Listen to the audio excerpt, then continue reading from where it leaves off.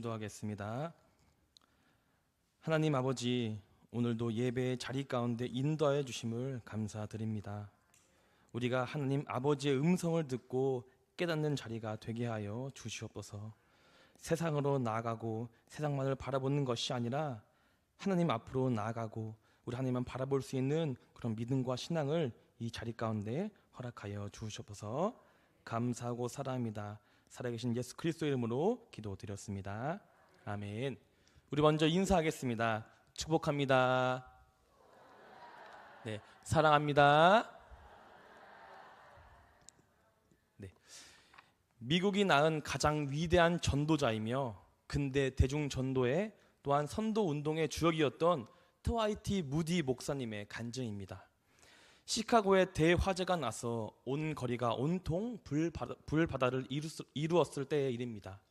각 신문사의 기자들이 화재 현장에 도착해 보니 건물들이 모두 불타 있고 거리 한복판에 있던 무디 목사님의 교회도 모두 불타버리는 것을 보게 되었습니다. 기자들이 무디 목사님 곁으로 다가가서 목사님, 항상 살아계신 하나님은 전지전능하셔서 무엇이든지 원하기만 하면 이루어 주신다고 설교하셨는지요. 그런데 왜 하나님께서는 자신의 거룩한 성전인 교회가 불타 없어지는 것을 가만히 두십니까? 라고 빈정거리며 말하자 무디 목사님 이렇게 대답하였습니다. 나는 벌써부터 하나님께 큰 교회를 달라고 기도해 왔소. 그 기도의 응답으로 지금 교회가 불탄 것입니다. 우리가 큰 교회를 헐고 다시 세워야 하는데 하나님께서는 불에 태워서 건물을 허는 비용을 들지 않게 하시는 것입니다. 이 말을 들은 기자는 어이없이 웃음만을 지었습니다. 왜냐하면 무디 목사님은 밤중에 화재를 당하여 잠옷바람으로 겨우 목숨만 건진 처량한 상태였기 때문입니다. 그래서 기자들은 다시 그럼 큰 교회를 세울 돈은 가지고 있습니까? 라고 무디 목사님께 물었습니다. 그러자 무디 목사님은 옆구리에 끼고 있던 낡은 성경책을 내놓으며 이렇게 대답했습니다. 나는 수표와 돈을 가지고 나오지 못했습니다. 그러나 아무리 써서 바닥이 나지 않는 하나님의 금고인 성경책을 가지고 나왔습니다. 그러므로 여러분은 얼마 안 가서 불에 탄 교회보다 더 크고 훌륭한 교회를 볼 것입니다. 라고 대답을 하였습니다. 무디 목사님은 그 화재 이후 영국으로 건너가 전 영국을 뒤흔드는 부흥을 일으켰고 영국에서는 불타버린 교회를 건축을 위해 많은 헌금을 모집했다고 합니다. 이렇게 해서 무디 목사님은 영국 국민의 섬긴 헌금을 통하여서 화재가 난 그 자리에 옛날 교회보다 훨씬 크고 아름다운 교회를 지을 수 있게 되었다고 합니다. 사람들은 모든 상황이 기적이라고 말하지만 무디 목사님은 이것은 하나님께서 일하심으로 인해 가능했던 일이라고 말하였습니다. 백과사전의 기적은 인간이 증명할 수 있는 자연 법칙에 의해 설명될 수 없는 사건 또는 자연 법칙이나 경험적 사실을 초월한 이산 형상이라고 정의하고 있습니다. 우리 그리스도인들에게는 기적이 아니라 모든 것이 하나님의 일하심으로 생겨나는 결과일 뿐입니다. 오늘 본문에도 이 비슷한 내용들이 언급되고 있습니다. 오늘 본문은 예레미야 43장 이후 계속 이어지고 있는 고레스를 통하여 하나님께서 이스라엘을 회복하시겠다는 마지막 장의 내용입니다. 하나님께서는 자기 백성을 구원하기 위해 고레스라는 인물을 일으키신다는 예언을 하셨고 그로써 이사야 44장에 이어 본문 45장은 고레스에 대해서 보다 명확하게 예언들이 소개되고 있습니다. 먼저 본문 1절을 함께 읽겠습니다. 여호와께서 그의 기름 부음을 받은 고레스에게 이같이 말씀하시되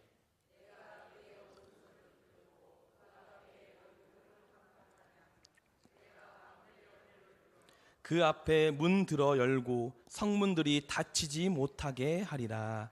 아멘. 본문에서 고레스는 여호와의 기름 부은 자로 소개되고 있습니다. 기름을 붓는다. 이 의미는 하나님의 부름을 받고 특별한 일에 성별되는 사람을 일컬은 말입니다. 심지어 헬라어로 번역된 구약 성경책에서는 이 단어를 신약 성경에서 그리스도로 나타내는 크리스토스로 사용하였습니다. 즉 의미적으로만 봤을 때는 하나님께서 고레스를 신약에서 예수 그리스도를 의미하는 인물로 쓰셨다는 것입니다. 더욱이 이스라엘 사회에서는 선지자, 제사장, 왕 이렇게 세 부류의 사람들만이 기름을 부어 성별한다고 합니다. 그런 의미에서 하나님이 이방인인 고레스에게 기름을 부어 구별하신 것은 매우 특별한 일 중에 하나인 것입니다. 하나님께서는 고레스로 하여금 고대 근동의 최강 국가인 바벨론의 제국을 무너뜨리고 압제당하던 이스라엘 백성들의 자손을 해방시키도록 하셨습니다. 또한 하나님께서는 고레스의 오른손을 곧게 잡으셨다고 말씀하고 있습니다. 당시 오른손을 잡는다는 것은 너를 선택해서 너와 친밀한 교제를 하고 싶다는 것을 의미하는 표현입니다. 즉 여호와께서 고레스와 함께 하시며 고레스의 뒤에서 모든 상황과 환경을 인도하여 주신다는 의미인 것입니다.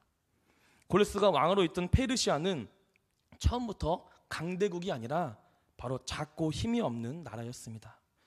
그런 페르시아를 무너뜨리기 위해 메대 왕은 자신들의 장군들을 보내었습니다. 하지만 그 장군들의 반란으로 인해 페르시아는 쉽게 메대라는 나라를 얻게 되었습니다. 이제 페르시아 왕 고레스는 메대와 함께 바벨론 정복을 위해 그 성을 포위했습니다. 바벨론의 성은 내성과 외성, 즉 두 이중으로 되어 있어서 외성을 침입해 오더라도 내성의 문만 닫으면 아무도 성에 들어오지 못한다고 합니다. 그로 인해 어떠한 나라도 바벨론의 성을 함락할 수 없었습니다. 또한 바벨론의 성은 유프라테스 강이 성 가운데로 흘러가고 있어 밖에서 포위하고 있어도 물 걱정이 없고 바벨론의 성 안에는 이미 20년 동안 먹을 수 있는 양식들이 비축되어 있을 만큼 아주 견고한 성이었습니다. 그래서 바벨론은 페르시아군이 포위하고 있어도 신경 쓰지 않고 술 잔치를 벌이고 있었습니다. 바벨론이 잔치를 벌이고 있을 때 고레스는 고민하다가 아이디어가 하나 떠올랐습니다. 고레스는 자신의 전투 병력을 세 부분으로 나뉘었습니다. 한 병력은 바벨론의 성으로 유프라테스 강이 흘러 들어가는 쪽을, 또한 다른 병력은 성에서 강물이 나오는 쪽을 배치하였습니다. 그리고 마지막 병력은 강 상류로 올라가서 강물의 물길을 늪지대로 돌리게 하였습니다. 유유히 흘러가던 강물이 방향을 바꾸기 시작했고 사람이 건널 수 없는 강 줄기가 무릎까지 내려와 이제는 사람들이 들어갈 수 있게 되었습니다. 아무도 들어갈 수 없던 그 성을 페르시아 군이 유프라테스 강줄기를 통해 바벨론의 성에 들어가게 되었고 결국 최강 국가인 바벨론은 멸망하게 되었습니다. 많은 역사학자들이 페르시아라는 작은 나라가 빠른 시일에 강대국인 바벨론을 점령했던 것을 보고 정말 놀라운 일이라고 말을 합니다. 또 다른 학자들은 분명히 지리적 환경과 상황, 날씨 등 운적인 것들이 잘 맞았기 때문에 이 모든 것이 가능했던 것이라고 말을 하기도 합니다. 하지만 가장 중요한 것은 지리적 환경, 상황, 날씨, 운적인 것들이 아니라 바로 하나님께서 모든 것을 주관하시고 일하셨기 때문인 것입니다. 성경에서는 분명히 말하고 있습니다. 본문 1절을 보면 내가 그의 오른손을 붙들고 내가 왕들의 허리를 풀어, 즉 하나님께서 했다는 것을 우리는 말씀을 통해 알 수 있습니다. 고레스가 다 한 것처럼 보이지만 결국은 하나님께서 고레스에게 기름을 부어주시고 고레스를 통하여 하나님이 일하셨다는 것을 우리는 기억해야 한다는 것입니다. 물론 고레스도 남다른 능력이 있었을 것입니다. 그러나 아무리 능력이 탁월하고 높다고 할지라도 작은 나라였던 페르시아가 아주 짧은 시간에 강대국이었던 바벨론을 점령한다는 것은 인간적인 생각으로는 도저히 이해할 수 없는 것입니다. 하지만 성경은 하나님께서 고레스의 오른손을 붙잡았고 왕들의 허리를 풀어 주셨기에 가능하였다고 말하고 있다는 것입니다. 우리는 분명하게 기억해야 합니다. 하나님의 도우심을 받거나 하나님을 의지하는 사람은 놀라운 능력을 경험하게 된다는 것입니다. 하나님의 일하심을 경험한 사람은 자신의 현재 상황이나 형편이나 능력이 어떠하든지 세상에 감당할 수 없을 정도로 놀라운 능력이 얻은 사람으로 거듭난다는 것입니다. 사랑하는 성도 여러분, 우리도 하나님의 일하심을 믿고 온전히 의지하며 따르는 자로 살아가야 한다는 것입니다. 인간적인 상황과 환경을 의지하며 거기에 숨막혀 포기하는 자가 아니라 하나님의 일하심에 의지하며 어떠한 상황에도 승리하는 은혜를 경험해야 한다는 것입니다. 또한 본문 2절은 말하고 있습니다. 제가 본문 2절을 읽어드리겠습니다. 내가 너보다 앞서 가서 험한 곳을 평탄하게 하며 논문을 쳐서 부수며 쇠빗장을 꺾고. 아멘. 이는 하나님께서 고레스보다 앞서 가셔서 고레스가 만국을 정복하는데 장애로 되는 모든 요소를 제거해 주시겠다는 말씀입니다. 역사적 기록에 의하면 고레스는 바벨론 선을 함락할 때 변변한 싸움조차 치르지 않고 순탄하게 입성했다고 기록되어 있습니다. 역사책의 내용만으로 본다면 이 모든 일들은 고레스가 한 일이라고 기록되어 있습니다. 하지만 실제로는 하나님께서 일하셨다는 것입니다.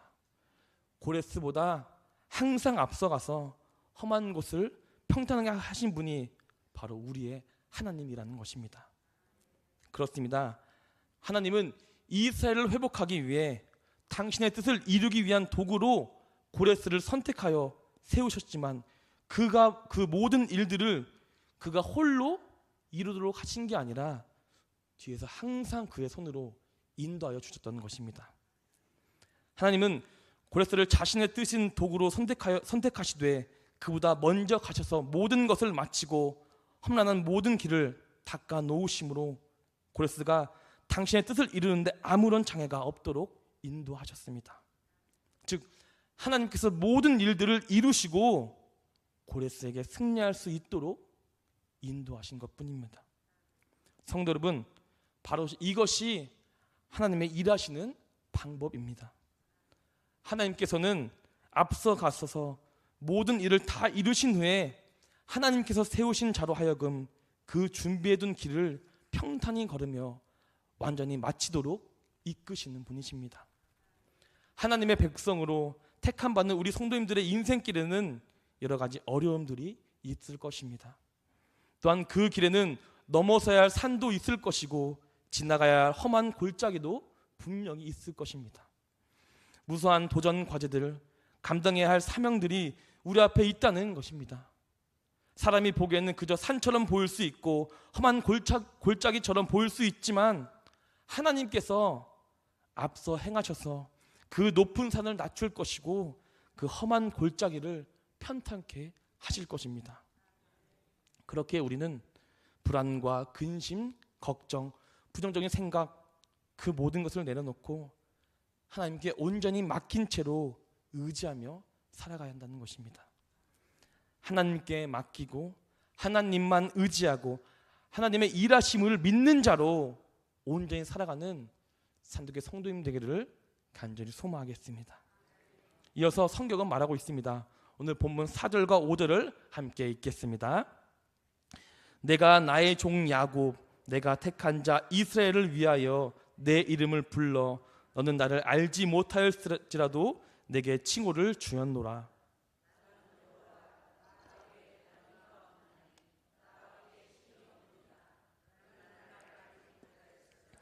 나는 내 띠를 동일 것이요. 아멘. 4절에 칭호를 주었노라, 5절에 내 띠를 동일 것이다. 이 두 표현 모두 고레스에게 직무를 맡겨 그를 강하게 하고 그에게 권세와 능력을 부여한다는 의미의 표현입니다. 비록 역사에는 기록되어 있지 않지만 고레스가 얻은 명성과 명예, 그가 주변 나라들을 정복하고 아무도 쓰러뜨리지 못한 강대국인 바벨론의 성벽을 무너뜨린 것은 바로 하나님이 고레스를 부르셨고 그의 능력을 주사 그 일을 감당케 했던 것입니다. 고레스가 가진 힘, 그의 지혜, 그의 능력 때문이 아니라 그가 만국을 통치하는 왕 중의 왕의 자리에 오른 것은 그의 능력으로만 한 것이 아니라 하나님께서 그를 사용하셨기에 그에게 능력을 주셨기 때문에 이러한 결과들이 만들어진 것입니다. 즉 세상의 진정한 주인, 세상을 다스리는 유일한 통치자, 최고의 주권자는 바로 하나님이라는 사실을 우리는 명심해야 한다는 것입니다.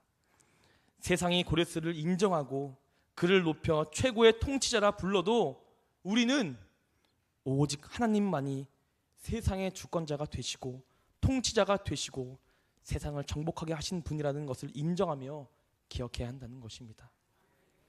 하나님께서는 우리에게 칭호를 주셨고 우리의 띠를 동이며 강하게 하심을 믿어야 합니다. 이러한 믿음을 가지고 세상의 삶 속에서 하나님의 복음과 그 말씀을 선포할 수 있는 하나님의 사람이 되기를 간절히 소망하겠습니다. 하나님께서는 이어서 자신을 모든 세상을 홀로 주관하신 분이라고 말씀하고 있습니다. 본문 6절과 7절을 함께 읽겠습니다. 해 뜨는 곳에서든지 지는 곳에서든지 나밖에 다른 이가 없는 줄을 알게 하리라.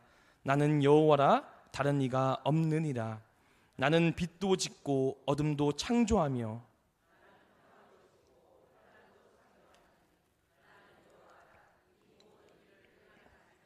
하였노라. 아멘. 6절과 7절은 하나님께서 고레스를 선택하시고 그에게 큰 권력을 부여하셔서 열국을 통치하게 하시는 목적이 바로 모든 사람들로 하여금 여호와 하나님 밖에는 참 신이 없다는 것을 명백하게 알기 위해 하신 것입니다. 해 뜨는 곳에서부터 해 지는 곳에서든지 이 땅 끝부터 저 땅 끝까지 세상 온 구석구석을 포함하여 주님께서는 모든 것을 일하신다는 표현인 것입니다. 또한 하나님께서는 졸지도 아니하시고 주무시지도 아니하시기 때문에 세상의 모든 만국을 보고 일하시고 계신다는 것입니다. 더 나아가 이제는 하나님께서 고레스만이 이러한 사실을 아는 것이 아니라 이 땅의 모든 족속, 모든 사람들이 여호와 하나님만이 참신이라는 사실을 알기를 원하신다는 것입니다. 하나님은 한 민족에게만 소유된 민족의 신이 아닌 모든 민족을 창조하시고 다스리고 통치하시는 온 땅의 유일한 신이라는 것입니다. 더욱이 7절은 여호와 외에 다른 신은 없다는 사실이 진정으로 무엇을 의미하고 있는지 강력히 보여주고 있습니다. 즉, 이 세상의 모든 영역에 모든 일이 하나도 빠짐없이 창조주 하나님의 주관하에서만 일어나고 있다는 사실을 말하고 있는 것입니다. 우리가 누리는 행복뿐만이 아니라 우리가 당하고 있는 고통까지도 다 하나님의 주권 하에서만 일어난다는 사실을 말하고 있는 것입니다. 하나님의 주권 하에서만 이러한 일들이 단지 허용되는 정도가 아니라 하나님이 이를 주관하신다는 사실을 강하게 의미하고 있다는 것입니다. 성도 여러분, 우리의 인생은 찬란한 태양처럼 밝음이 비칠 때도 있고 짙은 먹구름과 같이 어둠, 곧 고난과 시련의 풍파가 몰아닥칠 때도 있습니다. 주변 환경에 따라서 시시때때로 변화하는 그러한 믿음으로 살아간다면 우리는 무의미한 삶을 살아가게 된다는 것입니다. 결국 그 고난과 시련의 풍파로 인해 우리의 믿음의 삶이 산산이 부서지게 될 것입니다.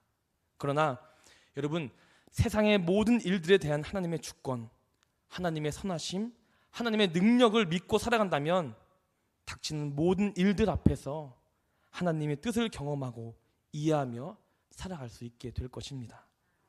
행복의 일뿐만이 아니라 힘든 일이 닥칠 때라도 더욱더 하나님을 의지하며 하나님의 인도하심을 따르는 흔들리지 않는 삶을, 굳건한 삶을 살아가기를 노력하는 힘쓰는 자로 나아가기를 간절히 소망하겠습니다. 세상의 모든 것을 주관하시며 항상 우리를 통하여 일하시는 하나님의 선한 뜻대로 행하며 하나님에 대한 믿음과 확신이 우리의 삶에 견고하게 자리 잡혀 불변하는 믿음의 자녀로 살아가 더욱더 복된 삶, 은혜로운 삶을 경험하기를 간절히 응원하겠습니다. 우리 마지막 8절을 함께 한 목소리로 읽겠습니다. 하늘이여 위로부터 공의를 뿌리며 구름이여 의를 부를지어다. 땅이여 열려서 구원을 싹트게 하고 공의도 함께 움돋게 할지어다. 나 여호와가 이 일을 창조하였느니라. 아멘. 제가 8절을 새 번역으로 다시 한번 읽어드리겠습니다. 너 하늘아 위에서부터 을을 내리되 비처럼 쏟아지게 하여라. 너 창공아 을을 부어내려라. 땅아 너는 열려서 구원이 싹나게 하고 공의가 움돋게 하여라. 나 주가 이 모든 것을 창조하였다. 아멘. 마지막 8절은 하나님께서 행하시는 모든 일들이 의로운 것이며 세상의 구원을 이루기 위함이라는 것을 말씀하고 있는 것입니다. 또한 8절은 7절에 대한 말씀의 답이라고도 할 수 있습니다. 7절에 어둠도 창조하시고 환난도 창조하시는 것도 하나님께서는 결국 의로운 길로 나아가기 위해 일하신다는 것을 의미하고 있다는 것입니다. 어둠과 환난을 통해 우리들이 고통과 핍박을 받아 쓰러지라고 낙심하게 만드는 것이 아니라 궁극적으로 하나님께서는 구원을 성취하기 위한 과정이라고 우리에게 분명히 말씀하고 있는 것입니다. 더 나아가서 구원의 과정 속에 우리들의 믿음과 신앙을 단련시켜 흔들리거나 넘어져도 다시 일어서서 하나님의 일하심에 동행하는 삶을 살 수 있도록 인도하신다는 것입니다. 성도 여러분, 하나님의 일하심 속에는 고통도 아픔도 슬픔도 어려움도 있을 수 있습니다. 하지만 이 모든 것이 구원을 얻게 하려고 우리들에게 사랑을 주시려고 우리를 더 견고하게 하신다는 하나님의 뜻을 기억하고 나아갈 수 있음에 우리는 모든 것을 인정해야 한다는 것입니다. 밭에 뿌려진 씨가 싹을 틔우며 자라나 결실하려면 따스한 햇빛만 태양볕만 보는 것이 아니라 밤에 차가운 바람과 이슬을 맞으며 좋은 열매를 맺는 것처럼 하나님께서도 우리 인생 가운데 항상 편안만 주시지는 않는다는 것입니다. 때로는 환난을 주시기도 시험을 주시기도 이 모든 어려움도 주시기도 하시지만 중요한 것은 이 모든 것이 의의 열매, 생명의 열매, 영광의 열매를 맺도록 하기 위한 하나님의 일하심이라는 사실을 우리는 기억했으면 좋겠습니다. 사랑하는 상들교회 성도 여러분, 우리가 하는 것이 아니라 하나님께서 우리를 통해 일하고 계신다는 것입니다. 그러므로 우리가 온전히 하나님께 모든 것을 맡겨 하나님께서 일하실 수 있도록 우리의 모든 삶을 주님께 맡겨드린다는 것이 바로 진정한 그리스도인의 삶이라는 것입니다. 이러한 삶을 살아가 주님께서 주시는 은혜와 기쁨을 경험하는 하나님의 자녀가 되기를 간절히 소망하겠습니다. 기도하겠습니다.